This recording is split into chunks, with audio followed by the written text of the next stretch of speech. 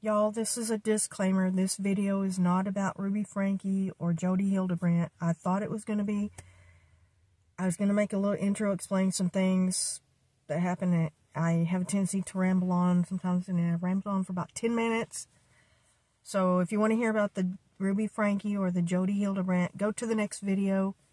I'm sorry. It just got out of hand, and people who watch me, they already know sometimes I do that, but a lot of my videos, even if I title it something, I don't just jump into it a lot of times. A lot of times I might preface it with some other non-related content the first minute or two. I do that frequently, but I'm rambling on. But go to the next video if you want to hear about Ruby Franke, Jody Hildebrandt. Thank you.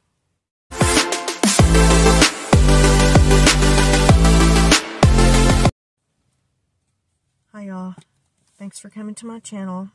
I'm going to talk about the Ruby Franke and the Jody Hildebrandt sentencing, but the first few minutes of this video are going to be something personal. I'm going to talk about a couple things. You can skip ahead for a couple, 1, 2, 3 minutes. I don't know how long it'll be, just a few minutes. I meant to post on the Ruby Franke sentencing. I was waiting for this day for when it would happen, but I got sidetracked by something very personal that happened, and I had a dog that I had for 16 years, and he passed away this week. So it was like a really hard week, and I didn't get around to posting that video. He was a 16-year-old pit bull. I've had him for a long time. He was a Velcro dog. He stuck by me all the time, and he went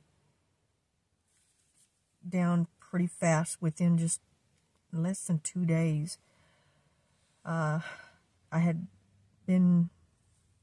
really wasn't having to take a whole lot of care for him. He could still run around and bark, and his gait was a little wobbly. His eyesight wasn't all that great. He was losing his hearing, but he was pretty much mobile. I really didn't have to do a whole lot for him. I did have to make sure he ate. He had a pretty good appetite. He would eat, you know, a whole lot on some days, and then there'd be days when he wouldn't eat hardly anything. And that went on for probably the past 6 months, but I think he maybe lost like 5 or 6, 7 pounds. He normally weighed about 100 to 105 pounds, and so he went down to maybe 90 or 95 pounds. I didn't really weigh him, but he was a, fairly big dog, and it took a lot. I came home from work on Friday, and I was working 10-hour days. We ended up working 6 days, or 5 days this week. We normally just work 4 days, 4 10-hour days, and that makes 40 hours. But we ended up having to work on that Friday. That Friday I came home, he was blind. At first I didn't realize what was going on because he was wobbling around, and he really couldn't stand up very good. He kept falling down. The first thing I do when I get home is I take my dogs out to use the bathroom. I feed them, I spend time with them. And he was not doing very well. I had to take him out and kind of steady him, kind of hold him up a little bit. And he kind of freaked out when it took, a minute for me to realize he couldn't see. He was bumping into stuff, and then I realized, oh, he's gone blind. And so that was hard. And then Saturday, all day long, all I did was just take care of him. And Sunday, the same thing. And I really wanted to wait. I was making a decision to take him to the vet on Monday and probably have him put down. And then Monday morning, I usually get up about 5:30 in the morning to go to work. And I woke up about probably 30 or 45 minutes earlier. I just automatically woke up, and I felt over to him, and he was still warm, but I realized he was not breathing. And it kind of delayed my week. I was just struggling a lot with that. So I didn't make this video because of that reason. And it was really hard. When I have a dog that passes away, they're like my kids, And this one was really, really hard. He was a big dog. He was a pit bull. He weighed probably about 100, 105 pounds. But he had lost maybe about 5 or 6 or 7 pounds. His appetite had been very good over this past year.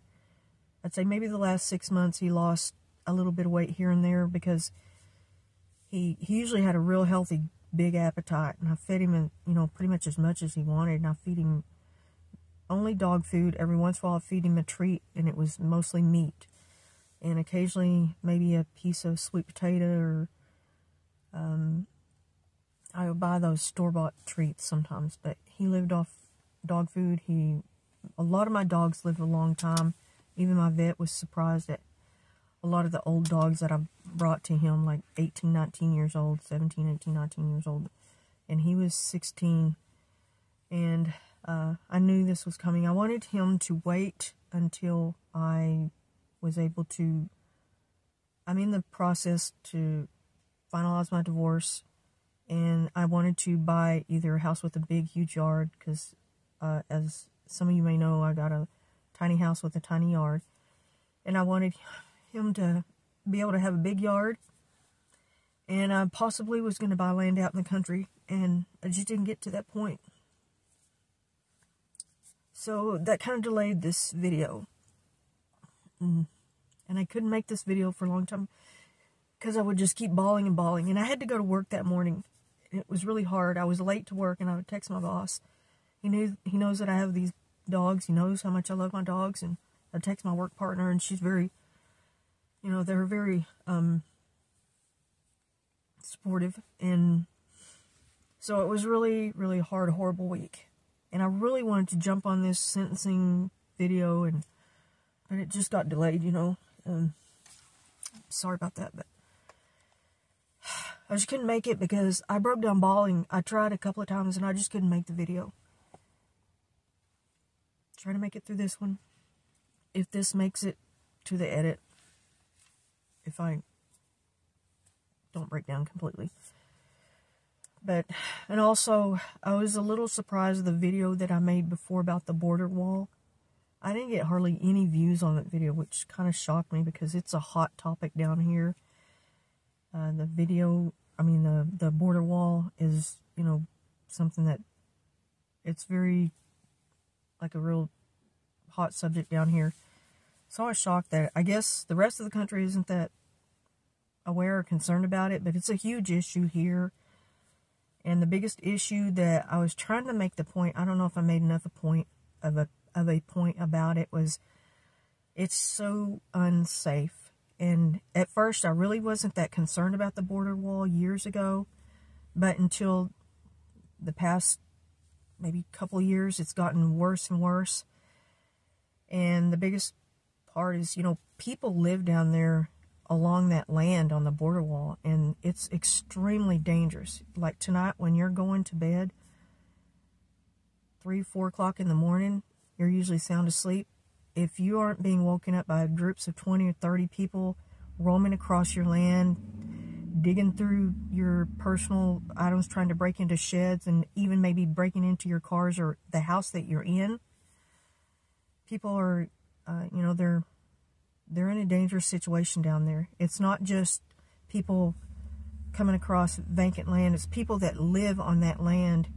And there's a lot of smaller, little, poor people with little trailers, little houses, not wealthy, huge wealthy people go down there and build mansions that have a lot of security. It's regular, hardworking, poverty level and blue collar level people that live down there. And there's been some unfortunate things that have happened there with, people breaking in. I was trying to balance it out, that here in Texas, we do have a need for people to work in certain jobs. And a lot of times they're the only people that will work in these jobs.